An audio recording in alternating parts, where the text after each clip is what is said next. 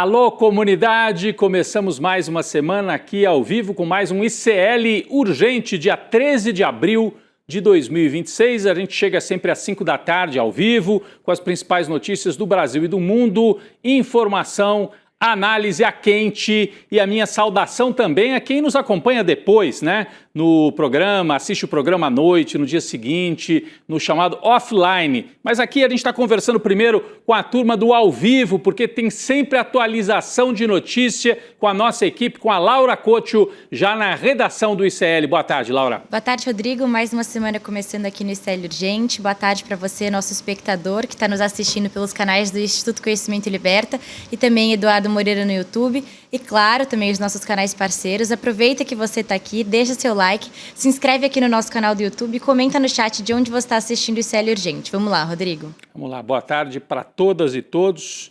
Boa tarde para você nesse país em que bolsonarista bom é bolsonarista preso. Preso no Brasil, preso na Itália, né, no caso da Zambelli. E agora tem bolsonarista preso nos Estados Unidos. É o nosso destaque desta segunda-feira. Mais um. Vem para Papuda, Ramagem. Vem cumprir a pena aqui no Brasil, rapaz. Mas tá preso lá pelo ICE, né, o Serviço de Imigração. O Ramagem, o bolsonarista, condenado por golpe de Estado. Vamos começar por aí. O ex-deputado federal Alexandre Ramagem foi preso hoje pelo Serviço de Imigração e Controle de Aduanas nos Estados Unidos, o famoso ICE. Aquela polícia política do Trump que sai pegando principalmente os latinos no meio da rua. O sujeito tem uma cara assim de que não é nascido nos Estados Unidos, eles vão pela aparência mesmo. Prende. Prende primeiro. Sabe, aqui no Brasil ainda tem, né? Prende para averiguação. Tá vadiando aí, meu filho? Dá o documento. O Ramagem foi para os Estados Unidos achando que lá estaria livre, leve e solto, né? Amigo do Trump.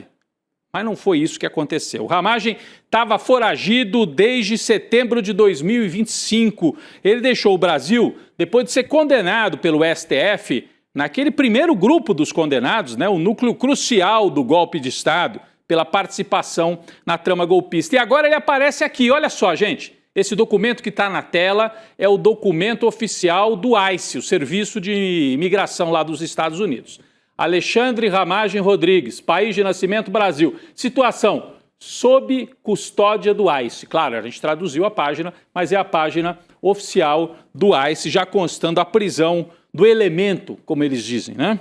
Ramagem foi preso em Orlando, na Flórida, e levado a um centro de detenção do ICE. Ele foi detido por questões migratórias ou por ter estacionado o carro errado, por problemas no trânsito. Isso ainda está sendo melhor apurado. A Laura tem mais detalhes sobre esta prisão que aconteceu na hora do almoço, algumas horinhas antes da gente entrar no ar aqui. Laura. Segundo o diretor-geral da PF, Andrei Rodrigues, o Alexandre Ramagem é um cidadão foragido da justiça e a prisão dele é fruto de uma cooperação internacional Brasil-Estados Unidos no combate ao crime organizado. Além disso, de acordo com autoridades norte-americanas, o Ramagem estava em situação migratória irregular, Rodrigo. Já o blogueiro bolsonarista Paulo Figueiredo tem outra versão. Ele diz que o Ramagem foi detido pela imigração depois de uma abordagem policial por conta de uma infração de trânsito, Rodrigo. Mas vale lembrar que em janeiro de 2026, o Ministério da Justiça formalizou o pedido de extradição ao governo norte-americano e também incluiu o nome do Ramagem na lista da Interpol. E durante esse período no exterior, o ex-parlamentar sofreu também sanções e teve o passaporte diplomático cancelado pela Câmara dos Deputados depois que o Ramagem teve aí o mandato cassado. Agora, o governo brasileiro está aguardando mais informações sobre como vai ser o processo de retorno do Ramagem para o Brasil. Rodrigo. Então, há essa dúvida mesmo, você que está nos acompanhando. Foi uma prisão pedida pelas autoridades brasileiras e daí a polícia dos Estados Unidos foi lá, descobriu o Ramagem e prendeu? Ou foi algo casual? Ele cometeu uma infração de trânsito, como diz o Paulo Figueiredo? Paulo Figueiredo é o amigo do Eduardo Bolsonaro, que também mora lá nos Estados Unidos, é neto do ditador João Figueiredo, né? Paulo Figueiredo diz, não, ele cometeu uma pequena infração de trânsito, a gente não sabe bem o que é isso, será que estacionou o carro num lugar que não podia? A polícia foi lá, pediu o documento e viu, opa, esse cara aqui está foragido, está na lista da Interpol, está condenado no Brasil e está com documento vencido nos Estados Unidos. Aí prendeu, levou para a cadeia. O que é irônico nessa história aqui é que os bolsonaristas defendem a política do ICE. Defendem, porque eles batem até continência para a bandeira dos Estados Unidos. Acham bonito prender imigrante, barbarizar a polícia, sair caçando as pessoas no meio da rua. Aí eles aplaudem. Porque um sujeito como esse acha que com ele não vai acontecer. Ah, não, comigo o ICE vai logo perceber que eu sou amigo do Trump e não vai me prender. Está preso. A dúvida, será que o Eduardo Bolsonaro e o Paulo Figueiredo vão se mover, vão atuar junto às autoridades lá trumpistas para tentar livrar o Ramagem? É possível. É possível. De qualquer maneira, sofre um desgaste. Imagine o susto do sujeito que está lá escondido, participando inclusive de lives, de eventos lá nos Estados Unidos, um condenado pela justiça brasileira, um golpista, um criminoso, porque a palavra é essa, um criminoso condenado, de repente a polícia dos Estados Unidos prende o sujeito. Bom, antes de ser preso, o Ramagem se vangloriava de estar seguro nos Estados Unidos, que nem a Carla Zambelli, que falou, eu vou para a Itália porque lá ninguém põe a mão em mim. Dançou, está presa e aguardando a hora de ser extraditada para o Brasil. Numa entrevista para o blogueiro Alan dos Santos em novembro do ano passado, olha só o que o Ramagem falou. Está aqui no telão, abre aspas. É lógico que eu não ia ficar no Brasil com as minhas filhas me vendo ser preso sem ter cometido crime nenhum e sofrendo diante de uma ditadura. Hoje estou seguro aqui nos Estados Unidos com a anuência do governo americano. Ele é policial de carreira, ex-deputado federal e, inclusive, comandou a ABIN, no governo Bolsonaro. Ele chama o Brasil de ditadura. E os Estados Unidos, hein? Esse regime que prende as pessoas por suspeita no meio da rua, polícia política. Qual o nome que se dá a isso lá nos Estados Unidos? Ele achou que lá ele estava seguro. E, por ironia do destino, é lá que ele acaba preso. Alexandre Ramagem. A gente recuperou aqui algumas postagens recentes do Ramagem, nesse período em que ele achava que estava livre, leve e solto nos Estados Unidos. Inclusive, essa aqui, ó. Durante aquele evento conservador lá da CEPAC nos Estados Unidos, o Ramagem encontrou lá o Flávio Bolsonaro, candidato a presidente. Não sei se a gente consegue rodar esse vídeo, nós temos a foto aqui. A gente tem, é isso mesmo, tá aqui, ó. É de algumas semanas atrás. Tá aí, ó, o preso pelo ICE abraçando Flávio e Eduardo Bolsonaro, mostrando a foto, todo orgulhoso, de terno e gravata, achando que não corria risco. Isso aqui foi nos Estados Unidos. É uma das últimas postagens do Ramagem que a gente recuperou na página dele. Ele com o Flávio Bolsonaro. Olha lá. O bonitão foragido, preso nos Estados Unidos. Preso agora, né? No dia ele estava até dando entrevista, falando no evento da CEPAC, etc. Essa é uma postagem. A outra postagem, o Ramagem ironiza o Alexandre de Moraes e faz esse repost no antigo Twitter, o X. Ele põe o Alexandre de Moraes atrás das grades, o Xandão. É uma repostagem do Jason Miller. Alexandre Ramagem repostou no dia 31 de março, que é o dia da implantação da ditadura militar no Brasil, em 64. Ele fez aqui esse post engraçadinho, com o Xandão preso. Só que quem está preso é ele, lá no ICE. Né? Vamos ver até quando. E teve também um repost, que é o terceiro que eu separei aqui, eu pedi para a nossa equipe separar, né? Ele reposta um texto do Eduardo Bolsonaro. Os três aqui na fotografia, dá uma olhada nos Estados Unidos. Dudu Bananinha, Alan dos Santos e Ramagem. Os três extremistas foragidos nos Estados Unidos. Três que têm que acertar as contas com a justiça brasileira. O Eduardo Bolsonaro postou assim, não podemos retornar à nossa pátria, mas ao menos estamos livres, em comum, seguir lutando por liberdade, Alan e delegado Ramagem. Só que não, né? Agora já tem um deles preso. Vai chegar a vez do Alan dos Santos?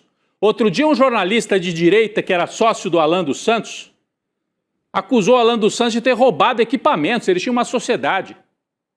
Eles tinham lá um negócio chamado Timeline, que é um canal aí de direita. O Lacombe, que é um jornalista de direita, rompeu com o Alan dos Santos e disse... Ele ficou com meus equipamentos, com as minhas câmeras, até a mesinha do estúdio ele ficou. Será que roubou? Rapaz, bom, Essa também é uma postagem recente em que o Eduardo louvava o fato, ao menos estamos livres. Não estão mais, pelo menos um deles já está preso e, ironicamente, preso não pelo golpe de Estado, por enquanto, mas preso por irregularidades perante o ICE, que é essa polícia política lá dos Estados Unidos. Vamos acompanhar, a qualquer momento trazemos atualizações sobre esse caso. Repito, a família Bolsonaro vai tentar ajudar o Ramagem, vai tentar mexer ali nos bastidores para tentar soltá-lo, se puder, né? Se tiver uma brecha para o Trump mandar soltar o Alexandre Ramagem. Como está virando um regime ditatorial lá, é capaz que venha uma ordem de cima e solta. Ah, manda soltar, isso aí, amigo. Manda soltar. É assim que funciona em regime autoritário, né? E lá está virando um regime francamente autoritário.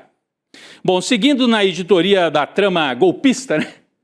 A Polícia Militar de Brasília expulsou hoje 5 coronéis que foram condenados por omissão durante aqueles ataques no 8 de janeiro de 2023. O documento foi publicado hoje no Diário Oficial lá do Distrito Federal. A medida cumpre decisão do ministro Alexandre de Moraes. O magistrado determinou que a PM declarasse a perda dos cargos desses oficiais. Nós temos os 5 aqui na tela para colocar. São 5 PMs que deveriam ter comandado e evitado a invasão dos prédios públicos, mas aparentemente foram condenados por isso, né? Facilitaram o quebra-quebra no 8 de janeiro. Fábio Augusto Vieira, que era o comandante-geral da PM do Distrito Federal. Klepter Rosa Gonçalves, subcomandante. Jorge Eduardo Neime, ex-comandante do Departamento de Operações da PM, lá do Distrito Federal. Paulo José Ferreira, chefe interino. E Marcelo Casimiro, ex-comandante do 1º Comando de Policiamento Regional lá do Distrito Federal. Então, os 5 aí, além de condenados, perdem os cargos, perdem a farda, perdem o soldo. Pelo menos a gente entende que deveria ser assim, né? Será que o soldo eles vão conseguir manter? Depois vão acompanhar. Os coronéis tiveram pena fixada em 16 anos de prisão pelos crimes de tentativa de abolição violenta do Estado Democrático de Direito, golpe de Estado, dano qualificado, grave ameaça contra o patrimônio da União, deterioração do patrimônio tombado. Estão presos desde 11 de março no 19º Batalhão da PM do Distrito Federal, conhecido como Papudinha. Então esses 5 aí são vizinhos, eram, né, do Jair Bolsonaro, que era onde o Jair Bolsonaro estava preso, na Papudinha. Bom, coloca na agenda aí, pessoal, falando em golpista, coloca na agenda. Está marcado para amanhã, às 2 horas da tarde, o interrogatório do ex-deputado Eduardo Bolsonaro.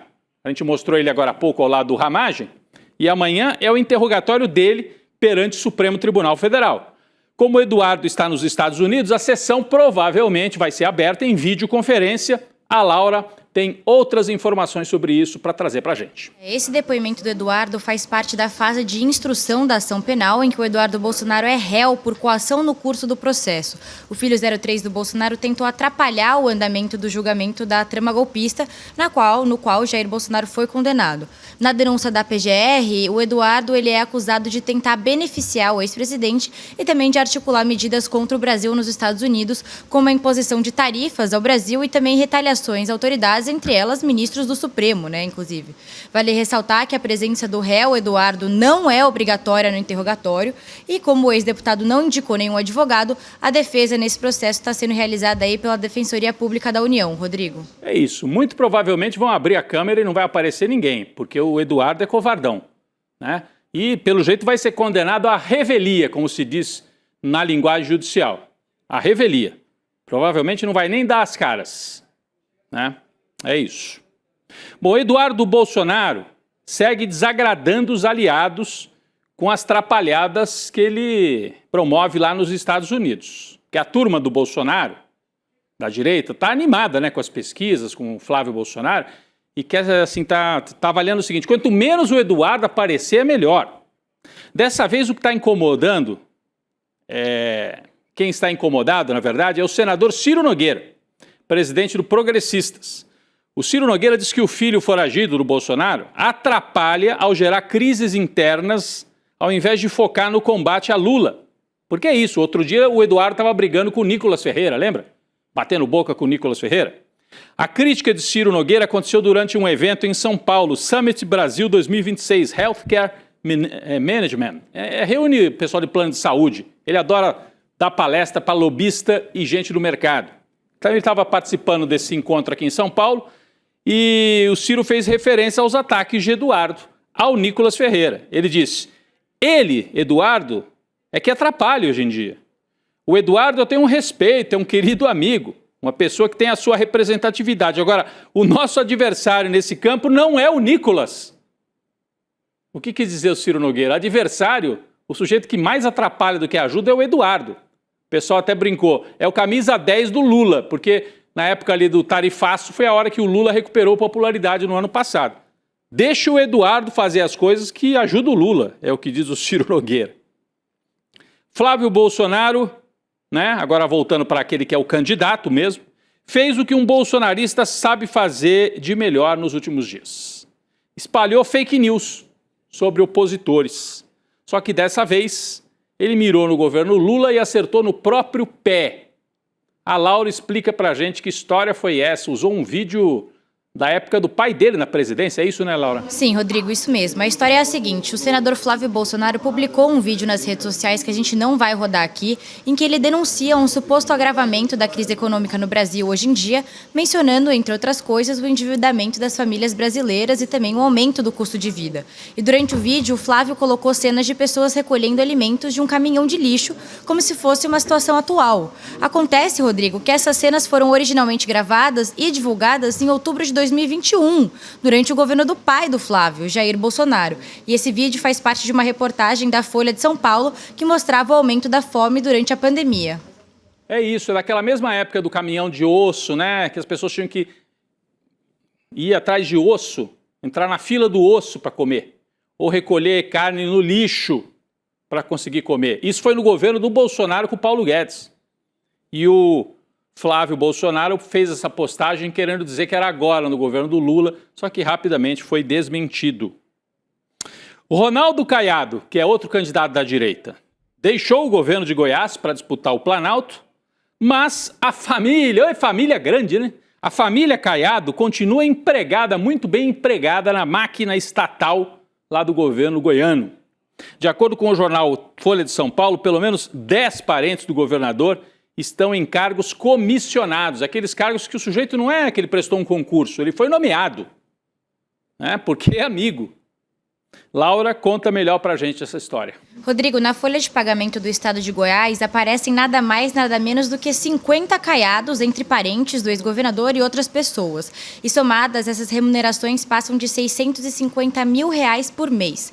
Esse grupo de pessoas conta com servidores, aposentados, pensionistas e comissionados. E se a gente considerar familiares com outros sobrenomes do caiado, a lista cresce ainda mais. A Folha de São Paulo, porém, filtrou aí 10 parentes comissionados, que, como você explicou, Rodrigo, são funcionários nomeados livremente por uma autoridade, sem a necessidade de um concurso público. E desses 10 nomes identificados pela reportagem, 9 são primos do caiado e um é marido de uma prima do ex-governador.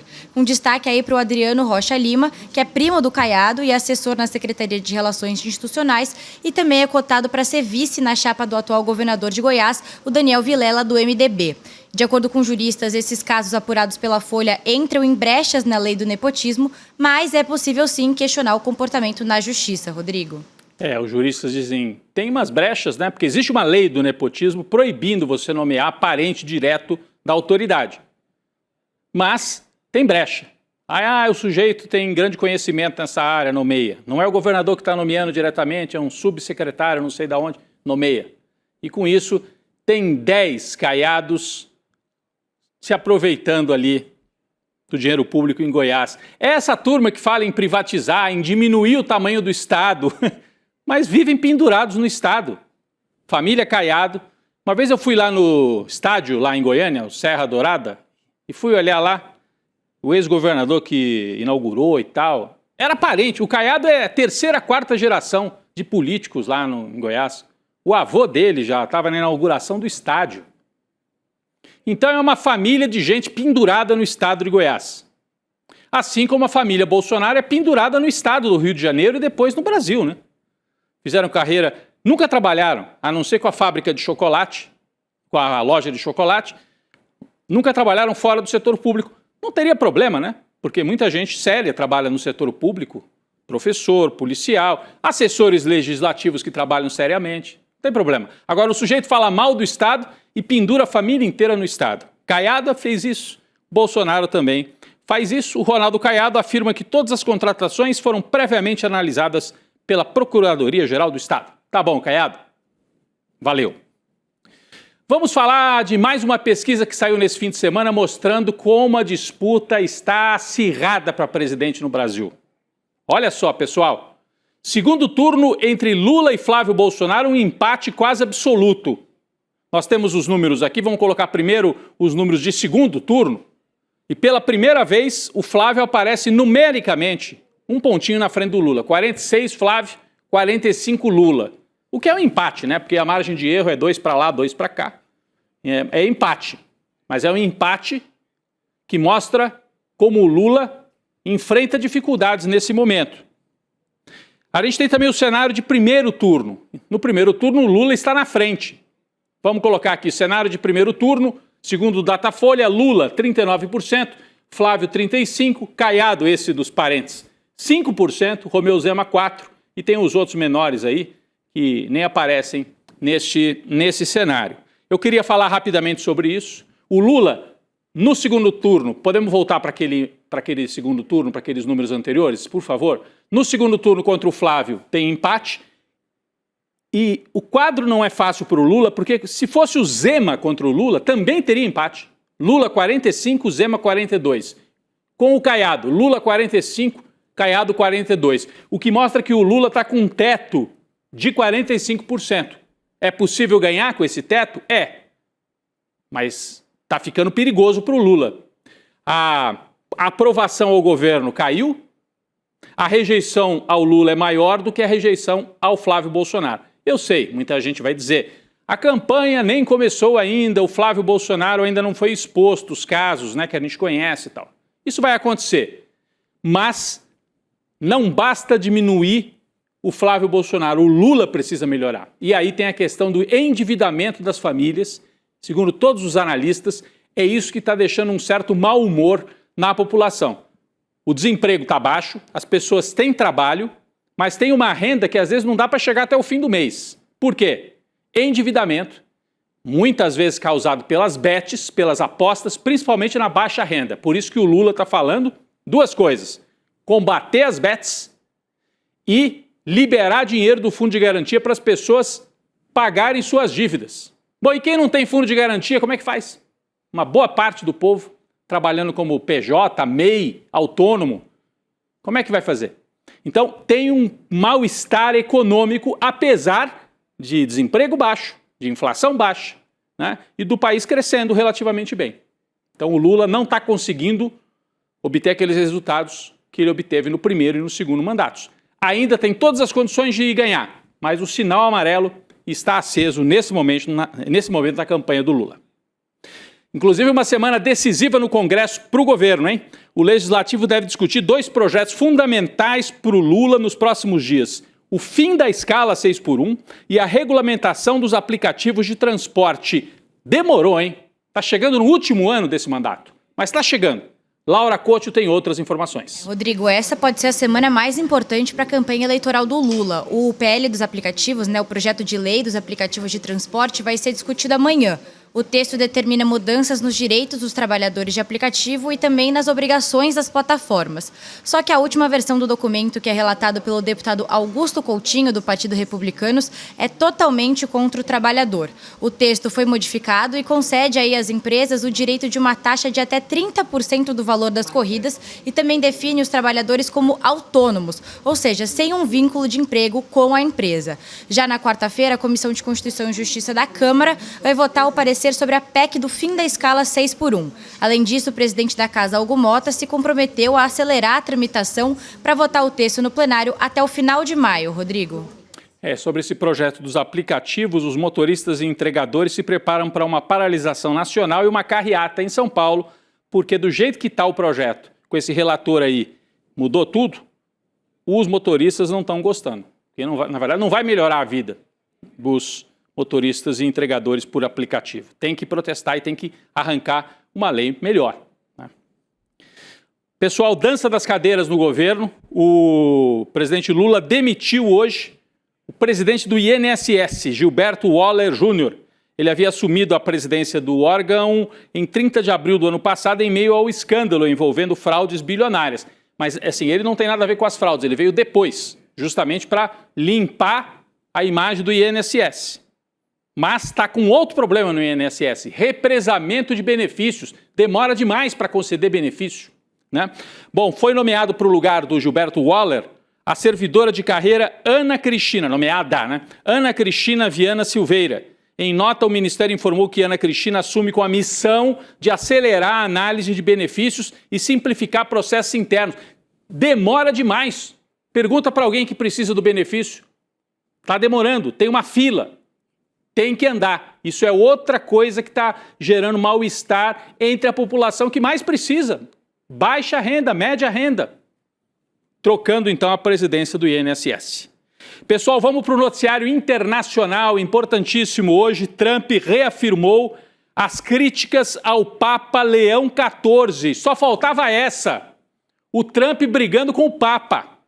Ele disse que o Papa está errado em questões de lei e ordem. Bom, o Papa não é policial, né, Trump? Tudo começou neste domingo, quando o presidente dos Estados Unidos disse que não quer um Papa que ache tudo bem o Irã ter uma arma nuclear. Mas quem é o Trump para querer um Papa, não querer um Papa? Que eu saiba, ele nem é católico. Ele é protestante, né? Bom, num post nas redes sociais, Trump escreveu assim: infelizmente, acho que nós temos o post aqui, infelizmente o fato do Leão XIV ser fraco contra o crime, fraco em relação a armas nucleares, não me agrada. Assim como não me agrada o fato dele se encontrar com simpatizantes de Obama. Mas o que ele quer? Ele quer mandar no Papa? Completamente alucinado mesmo, né? Pior, além de atacar o Papa, o Trump fez essa postagem. Olha isso, gente. Em que ele se apresenta quase como Jesus Cristo. Presta atenção nessa postagem. Aqui atrás tem a águia representando os Estados Unidos, a bandeira dos Estados Unidos, um homem doente aqui, o Trump, como se fosse Jesus, como se fosse um santo. E aqui atrás, as figuras celestiais que viriam em socorro do Trump. Isso aqui pegou muito, muito mal entre católicos e também entre protestantes cristãos, porque é o Trump querendo dar uma de Deus. Ele pensa que é Deus? Não, ele tem certeza. E fez essa postagem lamentável que correu o mundo e faz parte da luta dele contra o Papa. Vamos lembrar que o Papa é estadunidense. O Papa conhece bem a base católica lá dos Estados Unidos. E o Trump está disputando essa base católica também. Mas desse jeito, eu acho que ele está perdendo a base católica. É o capeta fingindo que é Jesus Cristo. Mais ou menos isso, a gente pode resumir assim. Bom, o Papa rebateu as publicações e afirmou não ter medo do governo Trump. Inclusive o Papa deu uma entrevista no avião e tal, falando que não tem medo e que não está aqui para ficar tendo que agradar o presidente dos Estados Unidos. O Papa Leão XIV é mais discreto do que o Francisco, mas assumindo uma posição importante, uma posição afirmativa em relação a Donald Trump. Vamos ver até onde vai esta guerra de Trump agora contra os católicos no mundo. É a maior religião do planeta, né? Entre os cristãos são a maior religião e dentro do cristianismo o catolicismo é a maior. Então o Trump está comprando guerra contra o líder dos católicos. Impressionante. E só para a gente completar, né, hoje começa o bloqueio dos Estados Unidos contra navios que entram e saem, que passam pelo Estreito de Hormuz. A medida atinge todas as nações que tentarem navegar para portos iranianos, incluindo aqueles no Golfo Pérsico e no Golfo do Omã. Laura, rapidinho, né? Isso vem depois do fracasso das negociações ali no Paquistão nesse fim de semana, né? Isso, Rodrigo, que tinham como ponto central o programa nuclear iraniano, né? E com isso, o Trump antecipou a decisão de hoje nas redes sociais e afirmou ter instruído a Marinha a interceptar embarcações associadas ao pagamento de taxas ao Irã para transitar pelo Estreito de Hormuz. Mas logo depois, o Comando Central dos Estados Unidos esclareceu que essa ação vai ser limitada a navios que entram ou saem de portos iranianos sem bloqueio total da rota marítima ali no Estreito. Mesmo assim, o presidente dos Estados Unidos voltou a ameaçar o Irã e disse que se algum navio iraniano se aproximar do bloqueio, vai ser eliminado igual os barcos no Mar do Caribe, Rodrigo. É isso. Então, importante atualizações. Laura, obrigado pela participação com atualizações de notícia mais uma vez aqui. Obrigada, até amanhã. Valeu. Eu vou passar a bola já para o N2, né? Gabi Varela, Chico Sá, toda a nossa equipe vão trazer mais informações sobre 2 fatos que eu vou aqui falar muito rápido, né? Muito rápido, antes daqui da China. Derrota da extrema-direita na Hungria. O Orbán perdeu a eleição na Hungria. O N2 a gente vai trazer mais notícias. E a eleição no nosso vizinho aqui no Peru. Também vamos falar disso no N2. O último recado é que está liberado o replay desse documentário que ficou excelente. Eu assisti a pré-estreia domingo, ontem, né? A turma pôde assistir, uma audiência altíssima. Vai para a China, Eduardo. Está liberado o replay. Se você não viu ontem, está liberado. Você entra em iclurgente.com.br e se inscreve para poder assistir o replay desse documentário. É o 3º da trilogia, né? Vai para Cuba, Eduardo, vai para a Argentina e agora o Vai para a China, mostrando o avanço tecnológico e a China como uma alternativa no mundo. Tá feito o convite, o ICL Urgente fica por aqui, vem aí o N2. Valeu, gente, até amanhã. Há 5 anos eu venho alertando nos meus vídeos sobre o perigo do poder dos monopólios privados. Monopólios como o Google, como o Facebook, como a Amazon, que hoje até tem outros nomes, porque passaram a englobar várias outras empresas também. Chamam-se Alphabet, Meta e etc. A verdade é que eles levaram o mundo a uma distopia e comandam hoje os hábitos de consumo, definem a moral das pessoas e influenciam eleições no mundo inteiro. O ano de 2026, um dos anos mais importantes da história do Brasil, está na mão desses grupos. Aliás, estava. Porque no dia 28 de abril, vocês vão assistir ao dia D da soberania digital brasileira. O dia em que um anúncio vai ser feito, onde um grupo teve a coragem de construir aqui no Brasil uma estrutura capaz de enfrentar esses monopólios, trazendo a tecnologia mais avançada do planeta para construir aqui, no nosso país, sob as nossas leis, uma alternativa para o povo brasileiro. Não deixem de assistir ao anúncio no dia 28 de abril.